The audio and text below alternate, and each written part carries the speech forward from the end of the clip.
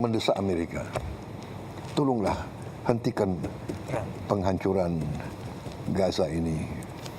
Dan saya di berbagai forum saya juga mengatakan bahwa di sini adalah the moral decline of the West, ya, bahwa negara Barat, waktu itu Amerika sama Eropa jadi satu masih, selalu mengajarkan kepada kita HAM, ya, selalu mengajarkan kita demokrasi.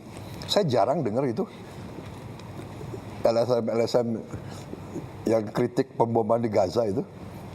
Maaf ya, aku boleh sindir juga kan. Kalau yang menyangkut negara Barat nggak mau, mereka terlalu banyak ya. Sekali lagi saya bukan anti Barat loh, tapi I know what's happening, you know. Jadi akhirnya Presiden Trump itu tadinya dia punya cita-cita ingin menjadi presiden yang bawa perdamaian. Betul. Ada Abraham Accords. Tadinya. Iya, iya. Dia sangat mengharapkan dia bisa menyelesaikan masalah-masalah dan dia bisa dapat Nobel Peace Prize. Nah, ini oleh rekan-rekan kita negara-negara Arab waktu itu dan Muslim, bahwa kita ingin mendorong Presiden Trump untuk bisa neken Israel untuk hentikan.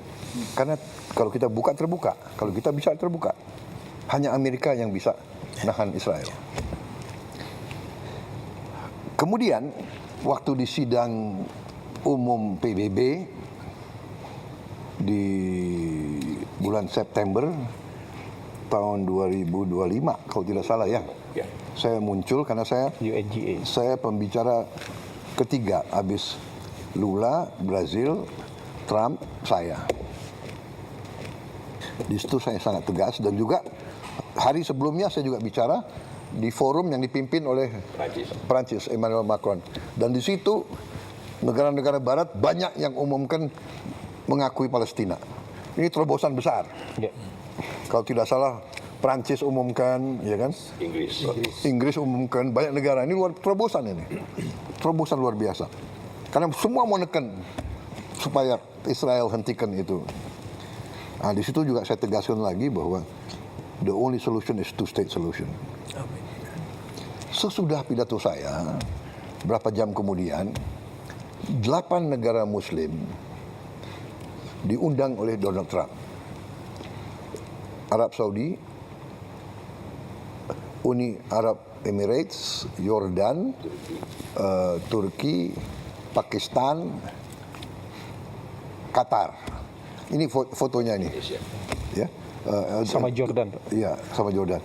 Jadi yang mimpin waktu itu Donald Trump dan Erdogan, dua co-chair the meeting. Jadi di situ Mesir Perdana Menterinya hadir, Pakistan Perdana Menteri, Raja Abdullah sendiri hadir, adiknya MBZ hadir, dia kalau tidak salah duta besar di Washington, saya dan Emir Tamim. Ini juga Menteri Luar Negeri Arab Saudi. Di situ dia minta Witkoff nggak salah duduk di belakang itu, nggak kelihatan di belakangnya besan ya. Dia bacakan 21 point plan of Trump. Tak. Kita pelajari, kalau nggak salah ada paragraf ke-19 kalau tidak salah ya. Nah, 19 ya. Jadi dia bicara macam-macam, interface dialog, tapi paragraf ini yang menentukan bagi kita. While Gaza redevelopment advances and when the Palestinian Authority, ya, Palestinian Authority jadi pemerintah yang mimpin Palestina sekarang, reform program is faithfully carried out, the conditions may finally be in place for a credible pathway to Palestinian self-determination and statehood, which we recognize as the aspiration of the Palestinian people. Ke-20, the United States will establish a dialogue between Israel and the Palestinians to agree on a political horizon for peaceful and prosperous coexistence. Jadi kita lihat, wow, ini 19 dan 20 ada peluang, walaupun kita tahu ini sedikit. Akhirnya kita berdelapan diskusi, kita dukung ini atau tidak. Akhirnya dalam lobby-lobby sebelum ini kita bilang, kita dukung ini. Habis itu Emir Tamin kita tunjuk sebagai juru bicara kita. Akhirnya setelah dibacakan Emir Tamin atas nama kita, karena kita sebelum meeting ini kita sudah dikasih Pointsnya ya. poin. Pak, sorry Pak, ini resolusi UN Council ya Pak? Jadi Iya, bukan iya resolusi tapi berdasarkan plan itu. Step itu. berdasarkan, jadi poin-poin ini poin yang BOP atau poin US Council Pak? Pertama ada halaman ini ada di poinnya Trump. Oh, oke. Yang dimasukin ke resolusi itu. I see. Nah, akhirnya Emir Tamim bilang, Mr. President, we like your plan. Ya, plannya Trump kan jadi 20, pertama 21, akhirnya jadi 20 dan sebagainya. Tapi anyway, we like your plan, but the problem is not us. The problem is Prime Minister Netanyahu of Israel. Nah, di situ Trump bilang, dia bilang begini, dia lihat ke kita, Emir Tamim kan di sebelah saya, dia let me take care of Prime Minister Netanyahu. Dia Trump, let me take care of Prime Minister. I will convince him. Jadi dia kasih jaminan ke kita, dia yang akan menggait Perdana Menteri Netanyahu. Dan benar, ini kalau nggak salah pertemuannya hari Rabu atau Kamis, Perdana Menteri Israel datang hari Senin dan akhirnya dipanggil ke White House dan akhirnya dia juga terima masalah ini. Dalam perjalanan terjadilah gencatan senjata. Ya, terjadilah gencatan senjata pertama kali. Akhirnya berkuranglah penderitaannya rakyat Gaza. Yang tadinya ribuan mati, akhirnya total dalam 1 tahun gencatan senjata, ya ada pelanggaran, ada mati 600 sampai 700 orang. Yang darinya ribuan tiap minggu. Kemudian buka Rafah, ribuan truk masuk. Bantuan. Ya sekarang ada 4.200 truk tiap minggu. Kalau tiap truk itu 10 ton, 20 ton ya. Pokoknya sekarang diperkirakan semua rakyat Palestina dapat makan. Bisa diselamatkan.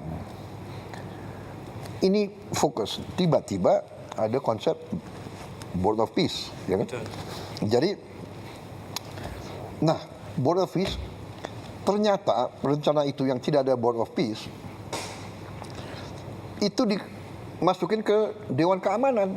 Resolusi Dewan Keamanan. Resolusi 2803 yang tidak diveto oleh siapapun. Berarti Rusia dan Cina ikut mendukung, walaupun tidak eksplisit.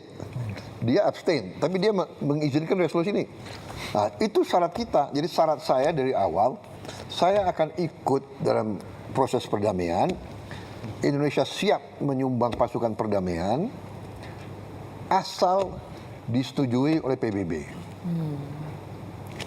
Akhirnya Board of Peace disetujui oleh PBB. Nah, kita tanya lagi 7 negara Muslim lainnya, bagaimana? Akhirnya kita ambil kesimpulan begini. Kalau kita di dalam, mungkin kita bisa pengaruhi dan membantu rakyat Palestina. Dan membantu rakyat Palestina. Kita tahu, tidak gampang. If we are inside, maybe we can help. Dukung rakyat Palestina. Kalau di luar, Pasti nggak bisa. we cannot do. Jadi akhirnya kita putuskan kita masuk. Oke. Kemudian itu statusnya. Dan saya mengatakan selama kita di dalam BOP bisa bantu perjuangan rakyat Palestina, kita akan berusaha. Begitu kita ambil kesimpulan tidak ada harapan dan kontraproduktif, kita menilai kita habis waktu, habis energi dan tidak menguntungkan kepentingan nasional bangsa Indonesia, kita keluar. Itu kesepakatan kita bertujuh, tapi saya sudah ambil keputusan. Saya tidak akan nunggu yang 7 negara lain. Kalau saya ambil keputusan, kalau saya ambil kesimpulan tidak ada manfaat, mereka sudah tahu saya akan keluar. Ya, jadi saya setuju benar sama yang dikatakan Pak Mardigu. We must have leverage. Kita harus ada posisi tawar. Saya tidak tahu kenapa Indonesia diajak. Kita agak jauh.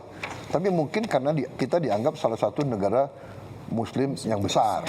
Ya, Turki besar, Pakistan besar. Walaupun kita jauh dari situ, kita diajak. Perjuangan bangsa Indonesia dari dulu, kita selalu membela kemerdekaan Palestina. Dan itu mereka tahu. Dan saya selalu katakan, dalam pembicaraan saya dengan tokoh-tokoh Barat, kita akan ikut. Dan kita siap kirim pasukan perdamaian, asal saya bilang, semua pihak setuju keterlibatan Indonesia. Pertama, tokoh-tokoh Palestina. Kedua,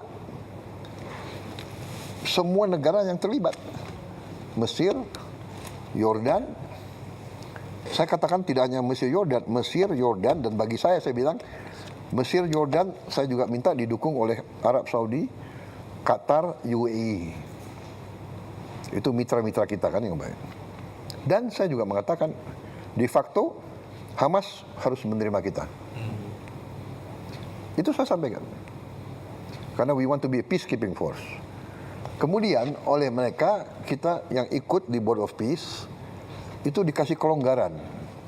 Namanya keterlibatan tiap negara diberi kesempatan sesuai dengan national caveats. Jadi keberatan-keberatan nasional boleh dihormati.